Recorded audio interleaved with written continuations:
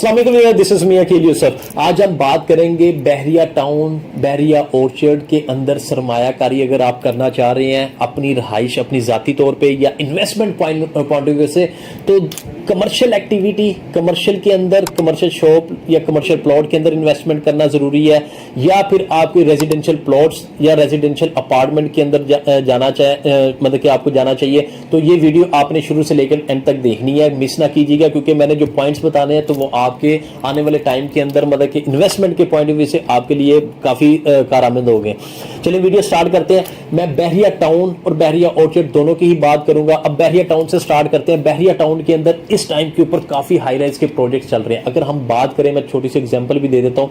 Jasmine grand mall है, grey structure ready हो चुका है, फिनिशिंग की तरफ काम जा रहा है। कुवैत मॉल है, अलवाइस टावर है, इसी तरह पलवन कोर्टयार्ड 1, 2, 3। इसके अलावा और भी डिफरेंट किस्म के मॉल्स आपको नजर आएंगे। आइकन मॉल अभी रिसेंटली लॉन्च हुआ है। अब ये इंटरनेशनल लेवल के ऊपर बड़े बड़े मॉल्स यहाँ पे बनने जा रहे हैं। अब इसकी मैं ओवरऑल बात करूँ, इसके अंदर आपको रेजिडेंशियल अपार्टमेंट भी मिलते हैं और कमर्शियल शॉप्स भी मिलती हैं।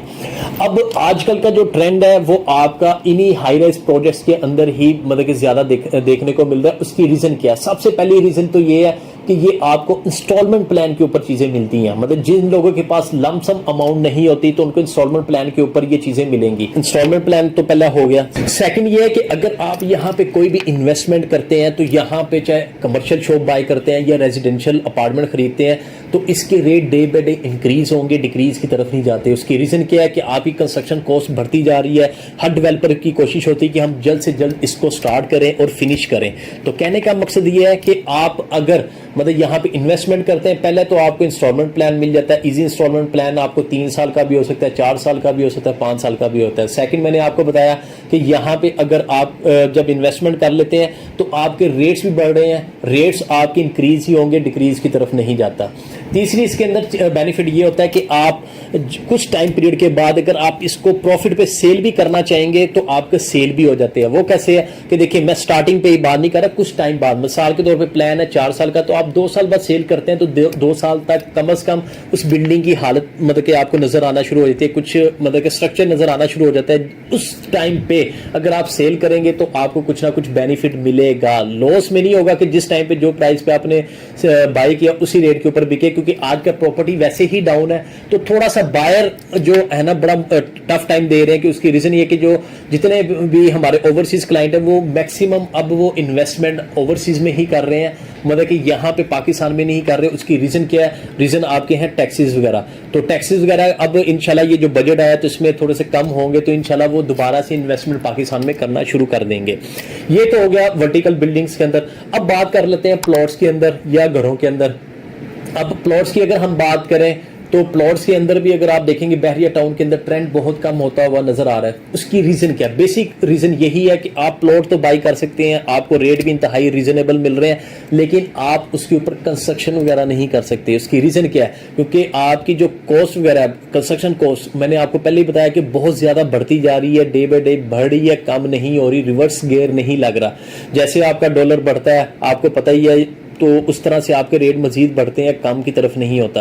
अब अगर 5 मरले प्लॉट की अगर मैं एग्जांपल देता हूं कि उसके ऊपर आप घर बनाते हैं, 5 मरले का प्लॉट आपने बहुत खींच खांच के, मतलब कि आप अगर बात करते हैं कि आपने अगर प्लॉट की प्राइस ही 1 करोड़ की, आपने 10-15 लाख कम रेट के ऊपर ले लिया, 85 लाख में आपने प्लॉट ले लिया, लेकिन कंस्ट्रक्शन कॉस्ट आपकी 5 मरले की 1 करोड़ 10-15 या 20 पे ही जा रही है, वो कम नहीं हो रही। तो कहने का मकसद ये कि प्लॉट अगर आपने बाय करना, अपनी रहाइश के लिए घर बनाना है, तो आपके लिए घर बनाना इंतहाई मुश्किल हो चुका हुआ है। तो इस लिहाज से कमर्शियल प्लॉट्स, रेजिडेंशियल प्लॉट या कमर्शियल प्लॉट्स भी कहीं आप लेते हैं तो आपको उसका कोई इतना ज्यादा बेनिफिट नहीं होता। लेकिन अगर कमर्शियल प्लॉट लेके आप उसके अंदर कोई प्रोजेक्ट ले आते हैं, लेकिन मेरे नजर में प्रोजेक्ट भी आपका कोई 8-10 मरला कनाल में हो तो फिर कोई आपको बेनिफिट मिलता है। अगर आप 5 मरले पे जाते हैं तो इतना मेरे ख्याल में कोई बेनिफिट भी नहीं होता, प्रॉफिट भी इतना ज्यादा आपका वो नहीं बनता। तो मेरी नजर में यही है कि आप अगर मुनासिब रेट के ऊपर कमर्शियल प्लॉट लेते हैं 8-10 मरले का या कनाल का, तो उसके ऊपर आप कोई प्रोजेक्ट निकालते हैं तो वो आपको कोई बेनिफिट दे जाता है। लेकिन जो घर वगैरह जो रहाइश के पॉइंट ऑफ व्यू से, वो आपको मैं सजेशन यही दूंगा कि बने बनाए इस टाइम पे मार्केट में जो घर हैं उसके अंदर बाय करें, ना कि आप न्यू घर खुद से बनाएं। तो उसकी रीजन ये है कि आपको बेनिफिट ये हो जाएगा कि अगर आप उसमें बाय करते हैं तो आजकल काफी घर सेल के लिए मार्केट में मौजूद है इंतहाई रीजनेबल रेट के ऊपर, तो वो आपको ज्यादा बेनिफिट दे देंगे।